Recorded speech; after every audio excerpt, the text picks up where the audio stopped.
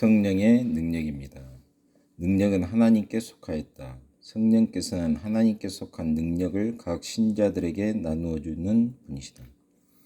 1 고린도전서 12장 3절을 보자. 그러므로 내가 너희에게 알게 하노니 하나님의 영으로 말하는 자는 누구든지 예수를 저주할 자라 하지 않고 또 성령으로 아니하고는 누구든지 예수를 주시라 할 수 없느니라. 성령께서는 예수 그리스도와 그 영광을 사람에게 보여주는 능력을 가지고 계시다. 예수님께서는 성령께서 오실 것을 이야기하시면서 이렇게 말씀하셨다. 내가 아버지께로서 너희에게 보낼 보혜사 곧 아버지께로서 나오시는 진리의 성령이 오실 때에 그가 나를 증거하실 것이요. 요한복음 15장 26절. 따라서 성령께서 그리스도를 증거해 주실 때만 사람은 그리스도에 대한 참 지식에 이를 수 있다. 이 요한복음 16장 8절로 11절을 보자. 그가 와서 죄에 대하여 의에 대하여 심판에 대하여 세상을 책망하시리라. 죄에 대하여라 하면 저희가 나를 믿지 아니하며 의에 대하여라 하면 내가 아버지께로 하니 너희가 다시 나를 보지 못하며 심판에 대하여라 하면 이 세상 임금이 심판을 받았음이니라. 성령께는 세상의 죄를 깨닫게 하는 능력이 있다. 이것은 앞에서 이야기한 것과 깊은 관련이 있다. 왜냐하면 예수님과 예수님의 영광 그리고 예수님의 의를 보여줌으로써 성령께서는 죄에 대하여 의에 대하여 심판에 대하여 깨닫게 하시기 때문이다. 성령께서 깨닫게 하시는 죄를 죄에 대하여라 하면 저희가 나를 믿지 아니하며 라는 구절과 함께 주목하라. 이 사실은 사도행전 2장 36절 37절에서 보듯이 오순절에도 그러했다. 당신 스스로 어떤 사람에게 죄를 깨닫게 할 수 없다. 이것은 성령께서 하시는 일이기 때문이다. 3. 디도서 3장 5절을 보자. 우리를 구원하시되 우리의 행한 바 의로운 행위로 말미암지 아니하고 오직 그의 긍휼하심을 조차 중생의 씻음과 성령의 새롭게 하심으로 하셨나니.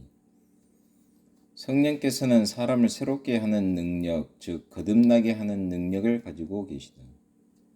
중생하도록 하는 것은 성령께서 하시는 일이다.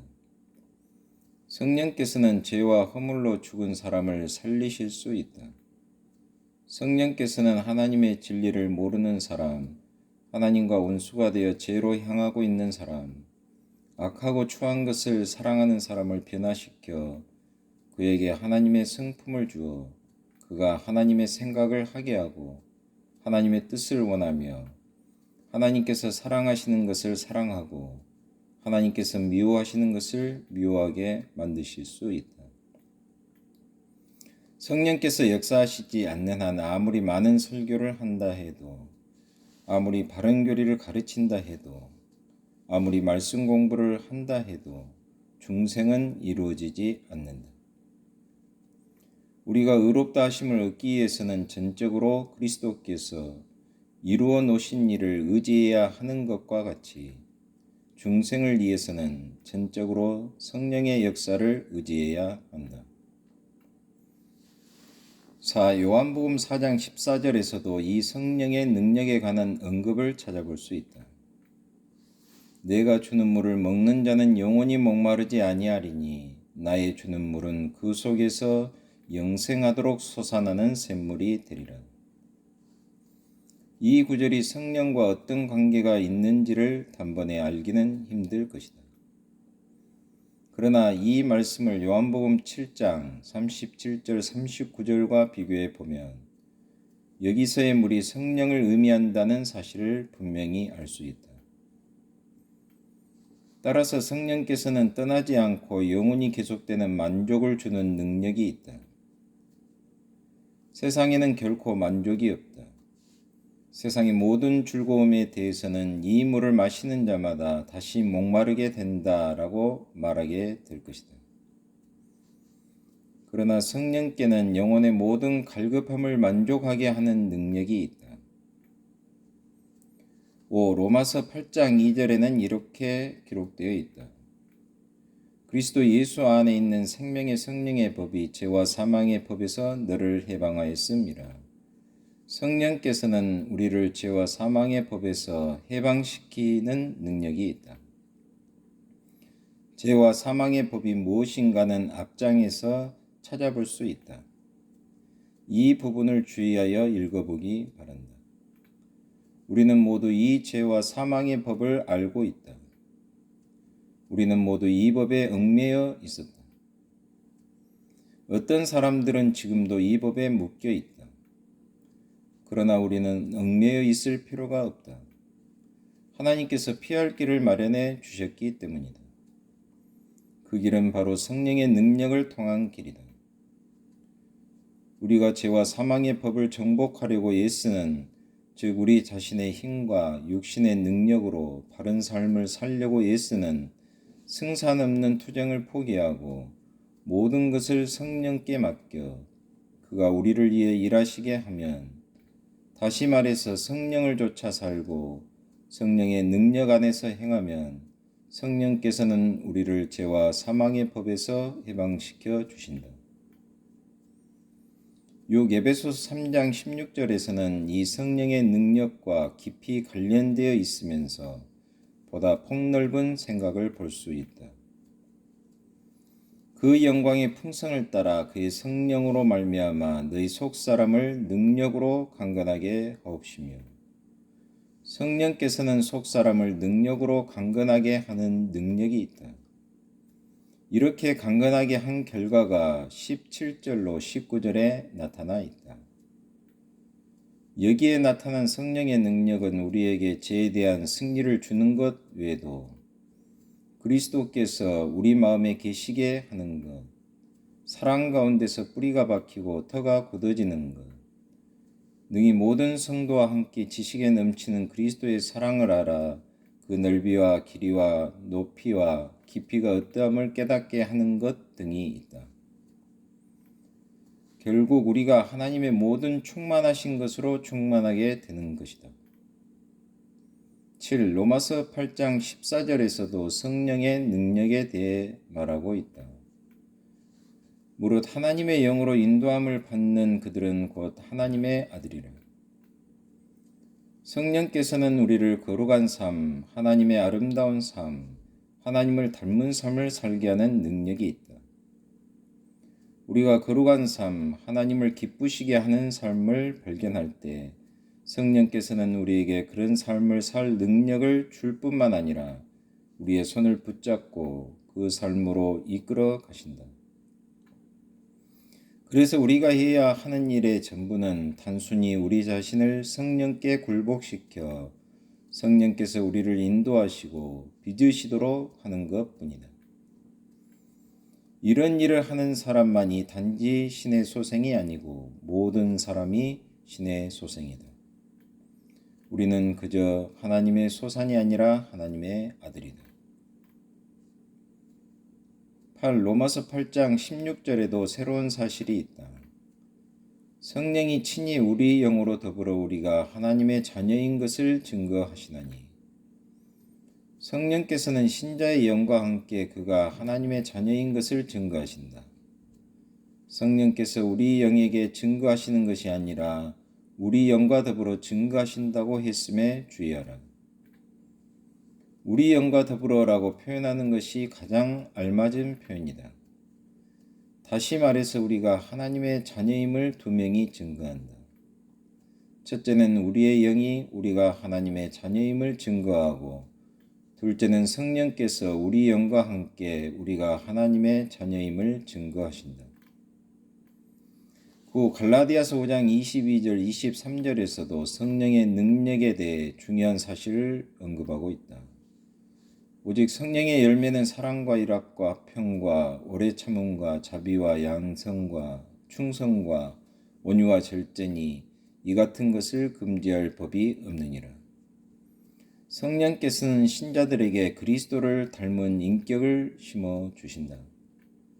인격의 참된 아름다움, 즉 우리 안에 모든 참된 그리스도의 형상은 성령께서 이루시는 것이다. 그것은 성령의 열매이다.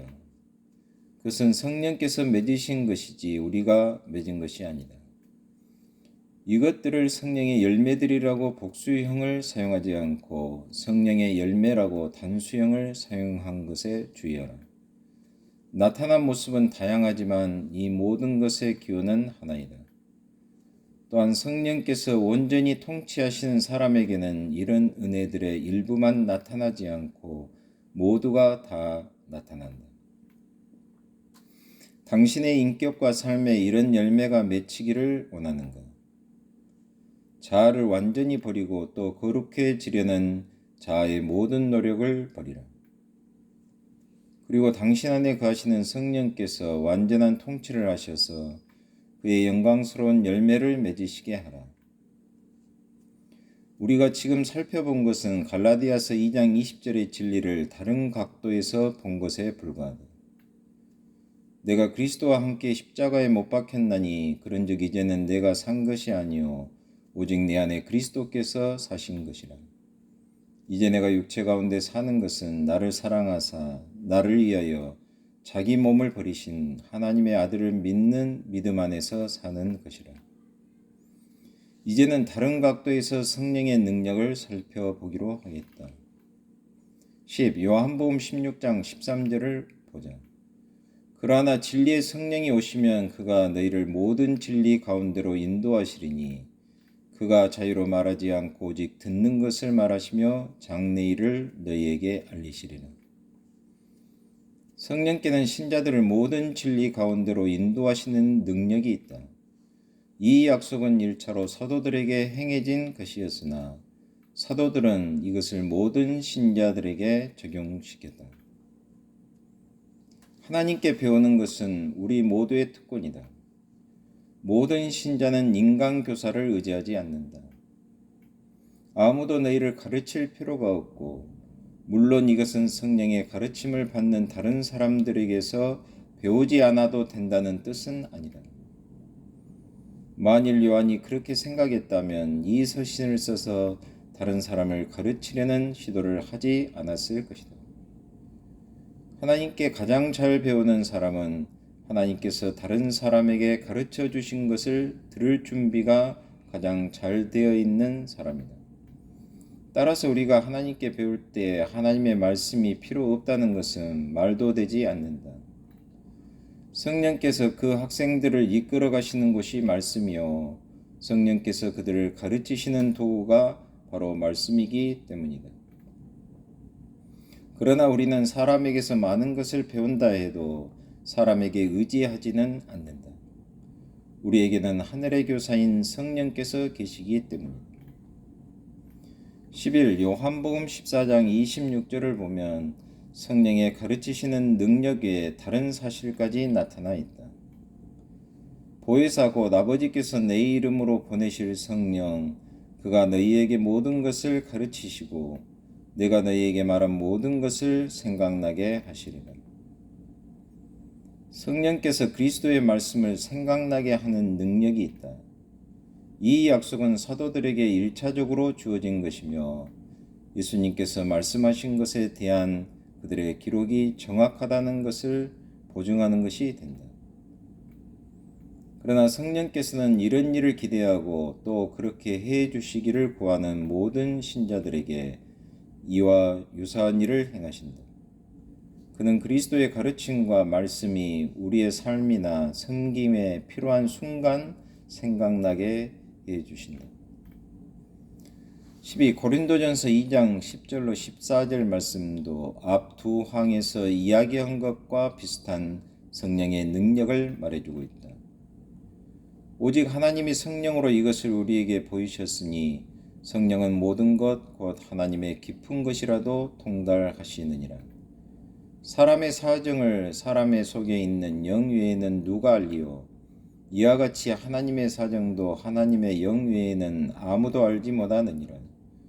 우리가 세상의 영을 받지 아니하고 오직 하나님께로서 원영을 받았으니 이는 우리로 하여금 하나님께서 우리에게 은혜로 주신 것들을 알게 하려 하심이라.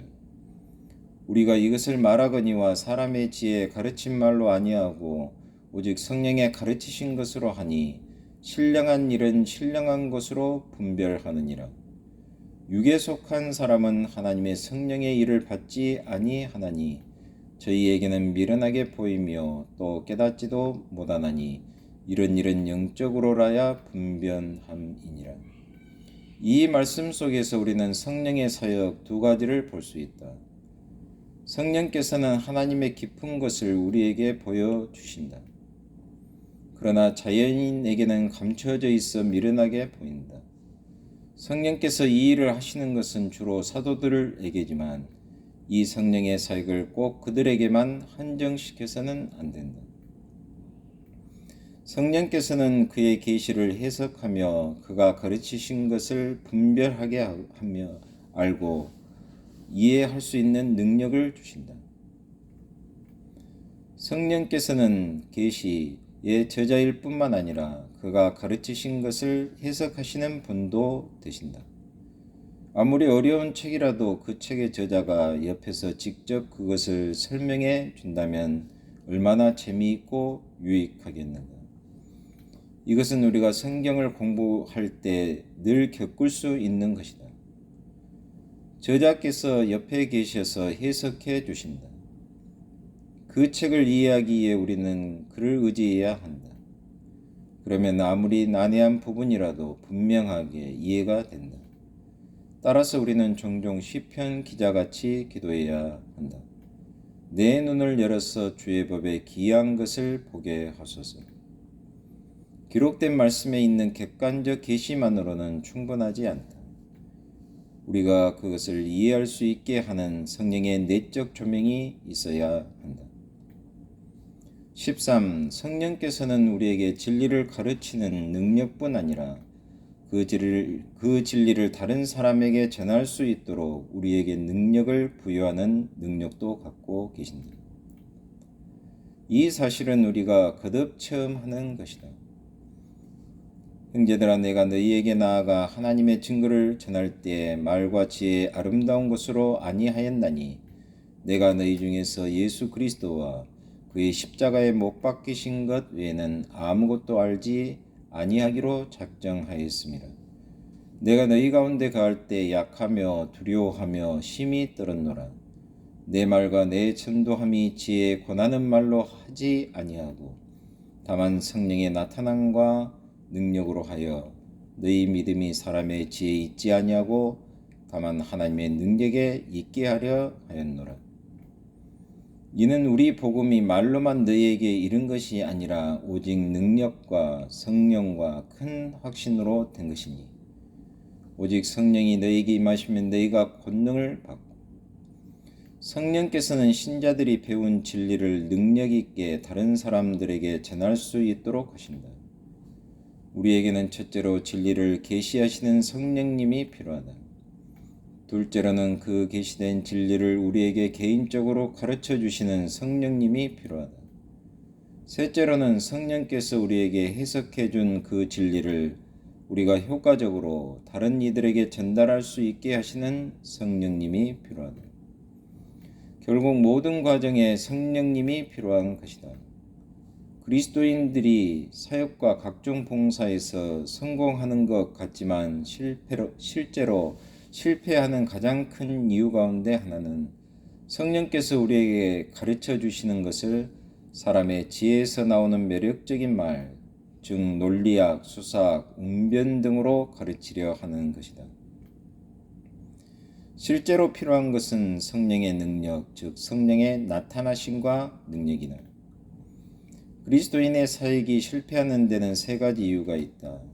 첫째, 성령께서 말씀 속에서 가르쳐 주신 메시지가 아닌 다른 메시지가 가르쳐지기 때문이다. 사람들은 성령의 책, 성경에서 발견되는 단순한 하나님의 말씀을 가르치지 않고 과학, 예술, 철학, 사회학, 역사, 경험 등을 가르치고 있다. 둘째, 성령이 주신 메시지인 성경을 공부하지만 성령의 조명하심 없이 인간의 힘으로 이해하려 하기 때문이다. 셋째, 성령이 주신 메시지인 말씀, 즉 성경을 성령의 조명하심 아래 공부하고 이해하지만 성령의 나타나심과 능력으로 하지 않고 사람의 지혜에서 나오는 매력적인 말로 다른 사람을 가르치려 하기 때문이다. 우리에게 필요한 것은 모든 과정 내내 성령을 전적으로 의뢰하는 것이다. 성령께서 말할 것뿐만 아니라 말하는 방법도 가르쳐 주셔야 한다. 성령께서 메시지는 물론 능력도 주셔야 하는 것이다. 14. 성령께는 우리에게 기도하는 법을 가르쳐 주는 능력이 있다. 유다서 20절에는 이렇게 기록되어 있다. 사랑하는 자들아, 너희는 너희의 지극히 거룩한 믿음 위에 자기를 건축하며 성령으로 기도하며. 또 에베소서 6장 18절에는 이렇게 기록되어 있다. 무시로 성령 안에서 기도하고.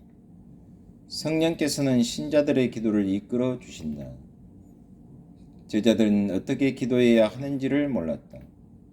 그래서 예수님께 와서 주여 기도를 우리에게 가르쳐 주옵소서 하였다.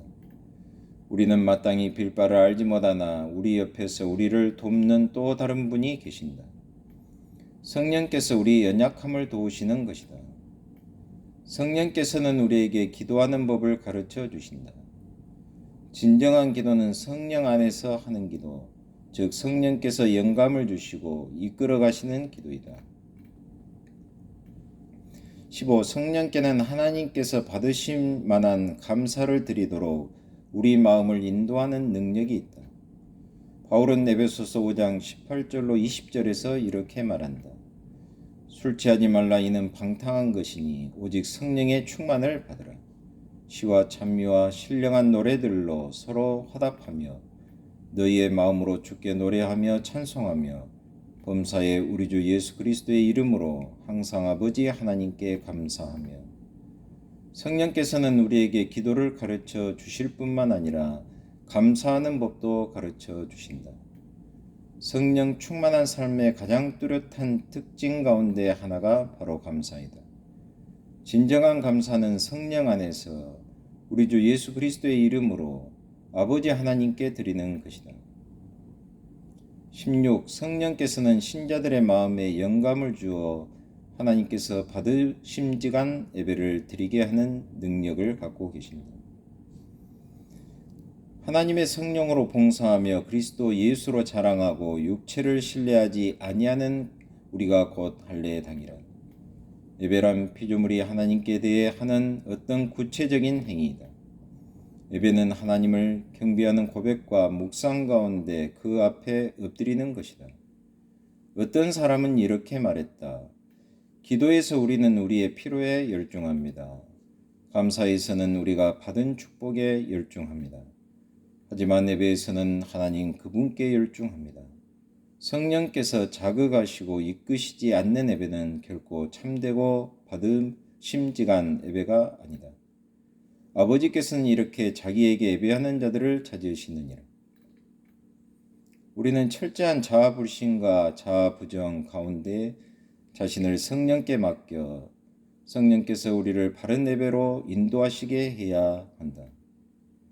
의롭다 하심을 얻기 위해서는 우리 자신의 모든 공로를 버리고 전적으로 그리스도와 그리스도께서 우리를 위해 이루신 일을 의지해야 하는 것처럼 생활과 기도와 감사와 예배 및 기타 우리가 해야 할 모든 일에 있어서도 선을 행할 능력이 우리 안에 없음을 시인하고 온전히 성령과 성령께서 우리 안에서 하시는 일을 의지해야 한다. 17. 성령께는 인도하시는 능력이 있다. 사도행전 13장 2절로 4절을 보자. 주를 섬겨 금식할 때에 성령이 가라사대 내가 불러 시키는 일을 위하여 바나바와 사울을 따로 세우라 하시니 이에 금식하며 기도하고 두 사람에게 안수하여 보내니라. 두 사람이 성령의 보내심을 받아 실루기아에 내려가 거기서 배 타고 구브로에 가서. 성령께서는 사람을 부르셔서 특정한 일을 하도록 보내신다. 성령께서는 사람들을 일반적인 방법으로 불러 사역에 참여하게 하기도 하시지만 구체적인 일을 택하여 그것을 지적하기도 하신다. 현대 기독교 사역에서 크게 필요한 것은 성령께서 부르시고 보내시는 사람이다. 어떤 방법으로 성령의 부르심을 받을까? 그것을 바라고 찾으며 그것을 위해 주님께 아뢰며 기대해야 한다. 당신은 하나님께서 원하시는 곳이면 어디든지 보내시라고 자신을 명확하게 하나님께 드렸는가? 자신을 명확하게 하나님께 드리고 부름받을 준비를 하여 부르실 때 분명히 들을 수 있게 해야 한다. 18. 성령의 인도 능력을 좀 더 살펴보자. 첫째, 사도행전 8장 27절로 29절에서 우리는 빌립의 이야기를 볼 수 있다. 일어나 가서 보니 에디오피아 사람 곧 에디오피아 여왕 간닥의 모든 국고를 맡은 큰 권세가 있는 내시가 예배하러 예루살렘에 왔다가 돌아가는데 병거를 타고 선지자 이사야의 글을 읽더라. 성령이 빌립더러 이르시되 이 병거로 가까이 나아가라 하시거늘. 둘째는 바울의 선교에서 볼 수 있다. 성령이 아시아에서 말씀을 전하지 못하게 하시거늘 부르기아와 갈라디아 땅으로 다녀가 무시아 앞에 이르러 비두니아로 가고자 했으되 예수의 영이 허락지 아니하시는지라. 성령께서는 매일의 삶과 섬김의 세세한 부분, 즉 가야 할 곳과 가지 말아야 할 곳, 해야 할 일과 하지 말아야 할 일을 인도하신다.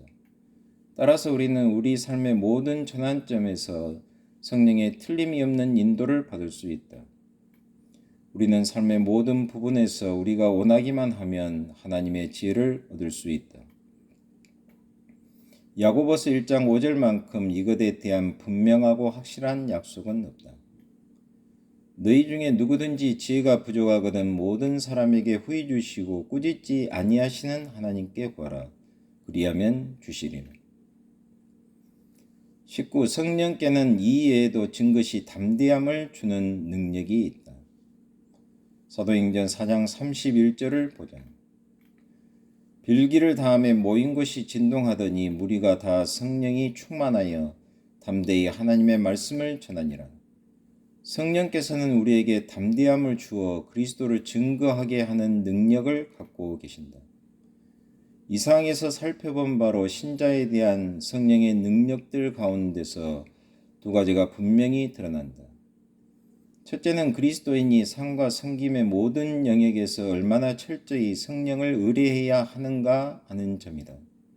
둘째는 그리스도인의 삶과 섬김을 위한 하나님의 대책이 얼마나 완벽하며 성령의 역사를 통해 겸손한 신자들에게 주어지는 특권이 얼마나 풍성한가 하는 점이다.